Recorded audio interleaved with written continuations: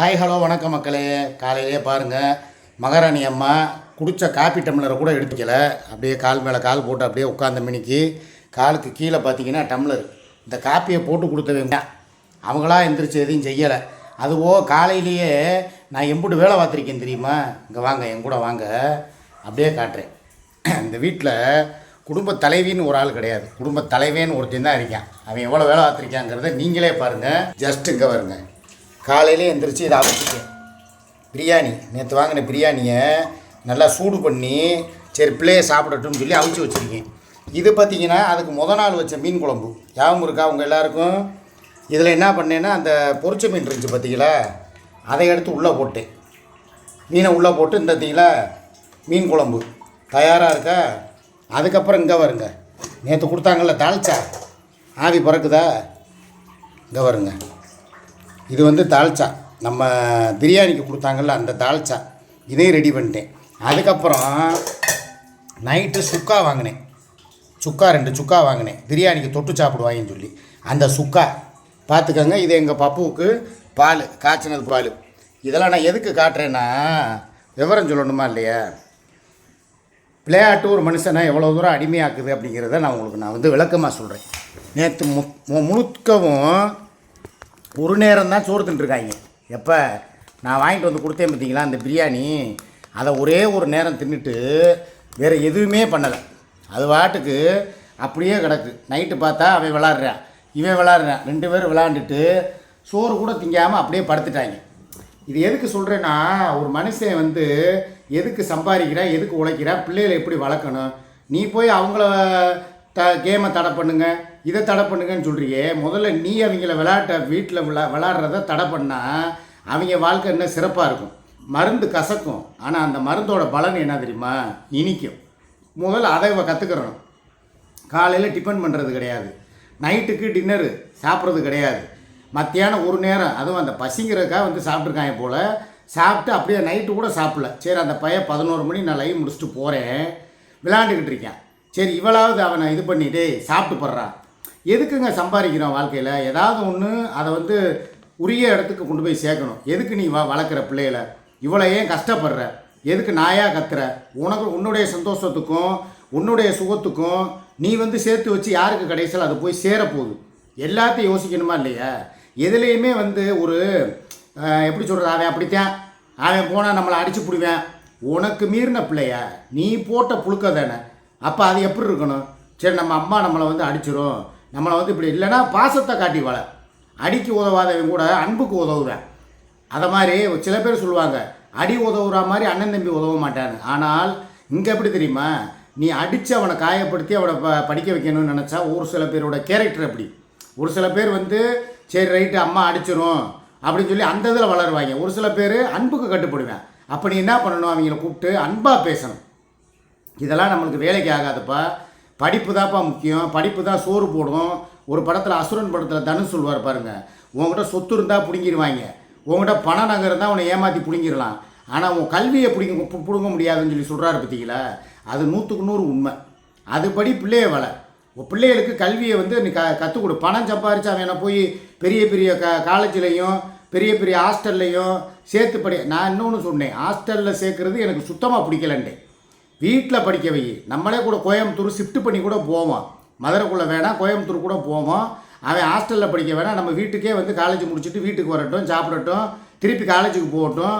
அப்படியே அவனையும் தாராபுரத்துலேருந்து கோயம்புத்தூருக்கே மாற்றி விடு. கோகுலையும் 2 பிள்ளைகளையும் நம்ம கைக்குள்ளே வச்சு வளர்ப்போம். நான் உங்களுக்கு சொல்கிறேன், சின்ன குழந்தையாக இருக்கும்போது ஒரு பிரச்சனையும் கிடையாது. இது வளர்ந்து வாலிப வயசு, டீனேஜ்னு எதுக்கு சொல்கிறாங்க? அந்த டீனேஜ் பருவம் வந்து ஒரு மனுஷனுடைய வாழ்க்கையை மாற்றி கொண்டு போகிற பருவம். இந்த டயத்தில் அவனை நம்ம அப்படி அவுத்து விட்ட காலம் மாதிரி விட்டோம்னா அது எந்த அளவுக்கு தெரியுமா போய் பாதிக்கும்? அது இவளுக்கு இப்போ தெரிய மாட்டேங்குது. அவன் படித்து முடிச்சுட்டு வெளியே வரும்பொழுது அவனுக்கு உள்ளுக்குள்ளே இருக்கிறவன் 1000 பேர் 1000 சொல்லி கொடுப்பேன். உங்கள் அப்பா அம்மா வாழ்க்கை, உங்கள் அப்பா யார் தெரியுமா, உங்கள் அம்மா வந்து யார் கூட வாழ்ந்துக்கிட்டு இருக்காங்க தெரியுமா, இவங்க வாழ்க்கை லீகல் வாழ்க்கையா இல்லீகல் வாழ்க்கையா, இங்கே பாரு எப்படி குத்தாட்டம் போடுறாங்க. இப்போ நாங்கள் இருக்கோம், இவன் வந்து இப்போ தான் +2 வந்து முடிச்சிருக்கான், இவனுக்கு ஒன்றும் தெரியலை. இதே வளர்ந்து காலேஜ் முடிக்கும்போது இதே மாதிரி நாங்கள் போய் குற்றாலத்தில் போய் ரீல்ஸ் போட முடியுமா, இல்லை குத்தாட்டம் போட முடியுமா, இல்லை 2 பேரும் கட்டி பிடித்து முத்தம் கொடுக்க முடியுமா, இல்லை குற்றாலத்துக்கோ இல்லை வேறு எந்த ஊருக்கோ நாங்கள் போக முடியுமா? முதல்ல அதை யோசிக்கணும். எதாக இருந்தாலும் இந்த டைம் சரி ரைட்டு, நம்ம சம்பாதிக்கிற டைம், நம்மளுக்குள்ளே 1000 கருத்து வேறுபாடுகள் பிரச்சனைகள் வரலாம். எங்களுக்குள்ளே நேற்று நைட்லேருந்து ஒரு கருத்து வேறுபாடு ஓடிக்கிட்டு இருக்குது. அது என்னங்கிறத நான் இப்போதைக்கு நான் சொல்ல மாட்டேன். எங்கள் அம்மா வீட்டில் போய் நான் அந்த 8 நிமிஷம் வீடியோ போடும்பொழுது 10 மணிக்கு நான் சொல்கிறேன். ஏன்னா இவன் இப்படி இருக்கிற ஆள் கிடையாது. இப்போ நான் வீடியோ போட்டு இப்போ எவ்வளோ நேரம் ஆகுது? இப்போ வரைக்கும் மூஞ்சி கொடுத்து இந்த வீடியோவில் பேசலைன்னா அப்போ இவ்வளோ நான் என்ன சொல்கிறது? உன்னே தான் கேட்குறேன். இந்தாப்பா, என்ன பண்ணிக்கிட்டு இருக்கேன்? நீ என்ன பண்ணுற? என்ன பேசிக்கிட்டு இருக்கேன்? ஏதாவது பதில் சொல்லு. நான் பேசுகிறது எனக்கு தெரியாதா? நான் சொல்கிற வந்த விஷயத்துக்கு ஏதாவது பதிலை சொல்லு. நீ வாட்டுக்கு உட்காந்து மூஞ்சியை திருப்பி வச்சுக்கிட்டு இருந்தேன்னா என்ன அர்த்தம்? என்ன வேணா வீடியோ எடுக்கவா வேணாமா? பேசிக்கிட்டுனா நான் தான் காலையில் உட்காந்து பேசிக்கிட்டே இருப்பேனா? நீ இப்போ பேச மாட்டியா? இந்த மாதிரி சொல்கிறேனே, இதுக்கு ஏதாவது கருத்தை சொல்லு. கருத்தை சொல்கிறது நான் உனக்கு இல்லை. சரியா? உனக்கு என்ன தோணுதோ நீ பேசிட்டு போயிட்டே இரு. இது இப்படி பண்ணால் அப்புறம் நான் என்னத்தை பேசுகிறது? ஏதாவது வாயை திறந்து சொல்லுப்பா, நான் என்ன பேசிக்கிட்டு இருக்கேங்கிறதுக்காக பதிலை கொடு. சரிங்க, நீங்கள் சொல்கிறத கேட்குறேங்க, இனிமேல் அந்த மாதிரி பார்த்துக்கிறேன், நீங்கள் சொல்கிற மாதிரி நடத்துக்கிறேன்னு சொல்லி ஏதாவது பேசு. யாருக்குமே பிடி கொடுக்காம அப்படி அடமண்டாக இருந்தேன்னா என்ன அர்த்தம்? ஏய், உன்னே தானே சொல்லிக்கிட்டு இருக்கேன். நீ என்ன விளையாட்டுக்கா பேசிக்கிட்டு இருக்கேன்? இல்லை வீடியோவுக்கு கத்திக்கிட்டு இருக்கேனா? என்ன பேசிக்கிட்டு இருக்க ஏதுன்னா அப்புறம் காலையில் உட்காந்துக்கிட்டு இவ்வளோ நேரம் என்ன பேசுனேன் உங்கள்கிட்ட? அரை மணி நேரமா? அட்வைஸ் கொடுத்ததெல்லாம் வேஸ்ட்டா மண்ணா? சொல்கிறேன்னா சொல்கிறதுக்கு என்னன்னு பதிலை பேசு. அட்வைஸ் கொடுத்தோன்னா அப்படியே கேட்டு நீ திருந்திட்டவாரு. நான் எதுக்கு திருந்தேன்? நீ அட்வைஸ் சொல்கிற அளவுக்கு நான் இருக்கேன். நீ சொல்கிற அளவுக்கு நான் இருந்துக்கிறேன். நீ சொல்கிற அளவுக்கு நான் நடந்துக்கிறேன். அப்புறம் சொல்லு, நீ எல்லாம் அட்வைஸ் சொல்கிற அளவுக்கு என்ன பண்ணுறேன்? நான் உட்காந்துக்கிட்டு எவ்வளோ பேசிக்கிட்டு இருக்கேனா? இல்லை எவ்வளோ வீடியோவில் உட்காந்து நான் இழுத்து பம்புக்கு சண்டை பம்புக்கு இழுத்துக்கிட்டு இருக்கேனா? நான் பாடி வந்து என் வேலையை பார்த்துக்கிட்டு இருக்கேன். சரி, உன் வேலையை பார்க்குறேன்னா என்னன்னு பதிலையாவது சொல்லு. வளர்க்குற விஷயத்துக்கு தானே பேசிக்கிட்டு இருக்கேன். நான் திருப்பி கேட்டேன்னா அப்புறம் உனக்கு அசிங்கமாயிடும். சரியா? தேவையில்லாத வேலை. என்ன திருப்பி கேட்டானே? உன் பிள்ளைய வளர்த்த லட்சணம்னு சொல்லி ஆரம்பிப்பியா நீ?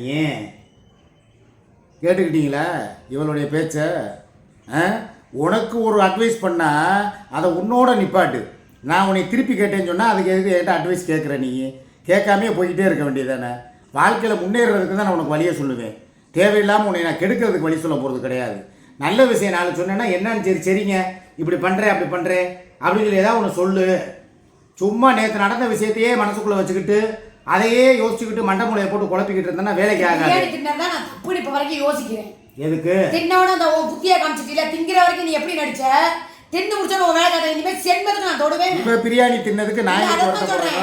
நான் இதுதான் பொத்திக்கிட்டு பேசாம இருந்திருக்கணும். நீ எல்லாம் வாங்கி கொடுத்து நல்ல நாள் பெரிய நாள் நானும் சோறு திங்காம இருந்திருந்தா நல்லா இருந்திருக்கும்.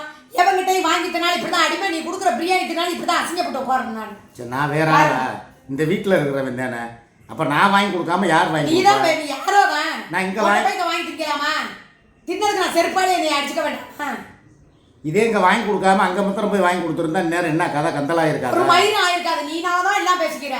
ஏன் பிரியாணி திங்கவே இல்லையா? கறிக்குழம்பு திங்கலையா? நான் சோத்துக்கு போய் ஏன் நீ வீங்கி போய் கேட்குறேனா? அது எப்படிடா சோறு ஊட்டுற வரைக்கும் நேற்று என் தாய் மாதிரி சோறு ஊட்டினேன்னு சொல்லி பேசுனா, இப்போ பார்த்தா காலையில் நாய் மாதிரி அப்படியே ஒரு வாய் தின்னவனே அப்பா எல்லாம் முடிச்சிச்சு தின்னுட்டான் என்கிட்ட 7.5 இருக்காமன்னு சொல்லிட்டு இது பண்ணிட்டீல்ல. நீ நான் தின்றுவேன், நீ கொடுத்துருவ வாங்கி. நீ வா. கெட்ட வார்த்தை எதுக்கு பேசுகிற? என்ன நான் உன்னைய மாதிரியா? நாளை மூடு. நீ பேசாத கெட்ட வார்த்தை தான் ஏதோ தெரியாமல் வந்ததோ அப்படியே என்ன வேணும்னு அப்படியே மனப்பாடம் பண்ணி பேச. நீ பேசாத 1008 தேன வார்த்தையை நான் பேசிவிட்டேன். நீ வேணுக்கும்னா உட்காந்து அப்படியே அதை எடுத்தே பேசுவ.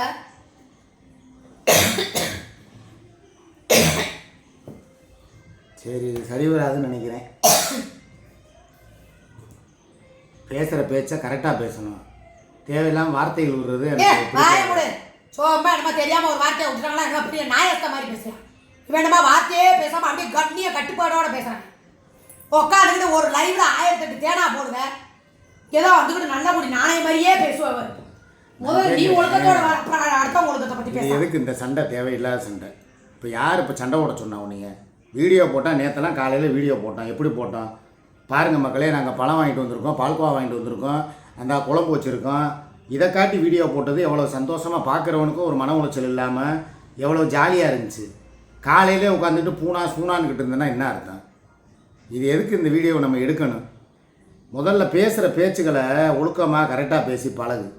நல்லதை பேசுனா நல்லதை பேசு. நீ ஒழுக்க சரக்கமா பேசி பழகு. அது உனக்கு எனக்கு இருக்கிற சண்டையை தனியா வச்சுக்கணும். இல்ல அதான் சொல்றேன். வீடியோ போடும்போதாவது சும்மா நடி. உட்கார்ந்து 6 மணி லைவ்ல நீ முதல்ல ஒரு நாள் கூட தேனாங்கிற வார்த்தையை யூஸ் பண்ணாம நீ லைவ் போடு. அப்புறம் நீ வந்து அடுத்தவங்களுக்கு புத்தி சொல்லு. பத்தியா வர்றேன்.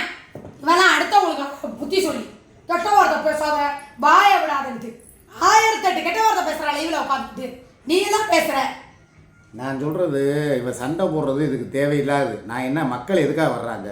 வீடியோவை பார்த்து ரசிக்கிறதுக்காக. சரி நம்ம இந்த நாங்கள் 4-5 நாள் ஒரு 2 நாள் டூர் போனோம். எவ்வளோ பேர் அந்த சாப்பாடு வீடியோ, அந்த பழங்கள் வாங்கினது, குற்றாலத்தில் சுற்றி காட்டின வீடியோக்களை பார்த்து என்ஜாய் பண்ணீங்க. இப்படி போகிறது தான் ஒரு யூடியூப்பு.